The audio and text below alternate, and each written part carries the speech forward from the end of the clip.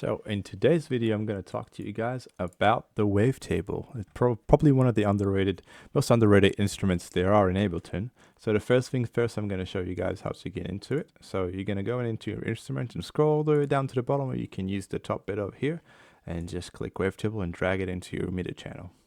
It is a MIDI channel, so you'll need a keyboard, ideally something that supports Ableton so you can play around with it as you go. The basics of it, so you got your volume, you got your panning, you got your shape, so you got your sine, you got your triangle, you got your saw, and you got your square, which every one of them will sound different.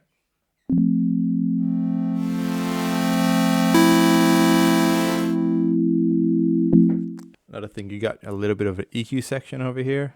So you got your low pass, your high pass filters, you got your resonator if you want to use it. All it this does is sends a frequent that's going to be extreme.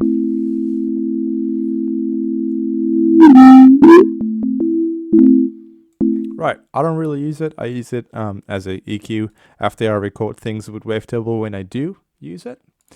And the first thing, you have your ADSR envelope, which will be your attack, decay, sustain, and release, which will attack how fast will the signal actually, the wave actually reaches the top of its capabilities. Let's say we got a really late attack. It'll take so much time to get there. And on the contrary, we have a fast attack with a very short release. It'll stop instantly. And if I have a really long release, I've let go. It takes so much time. It'll take 20 seconds to release. So in Ableton, double left click on the actual tab. It'll reset it to its default situation. There's so many options for you guys to pick with. You can choose between the envelopes, the LFOs. You can play with the matrix, MIDI, MP. You got so many options to choose from.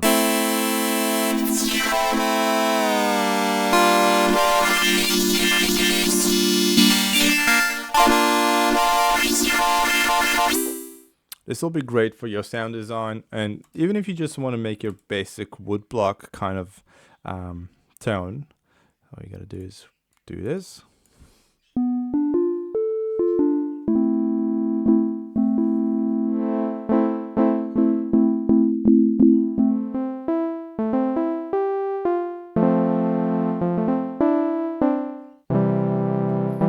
This video is not about showing my piano capabilities, more about showing you guys the process of things over here.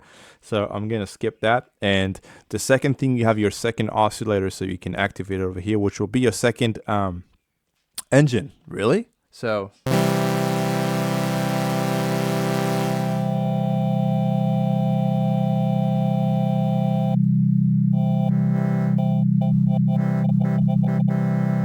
you can automate this. You can play with the volume and mix the two engines together to make unique and creative sounds of your own. You can even go and create your own user library if you want over here. You can drop your sample over here. Let's say I'm taking, let's just find a random sample of something that is very loud. So we're just going to turn this down a bit.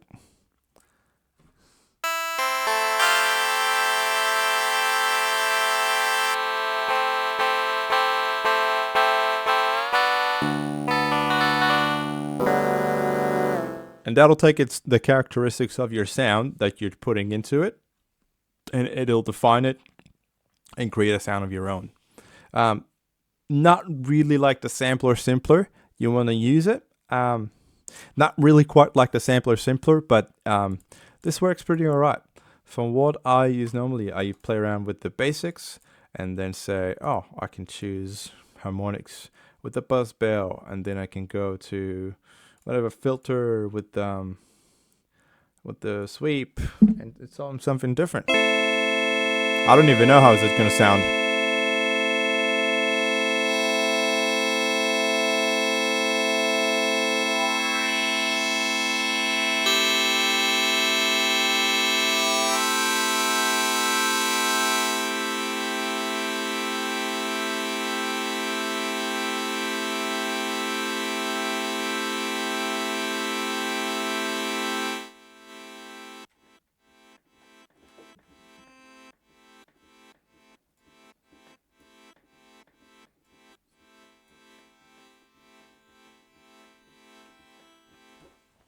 You get where I'm going with this.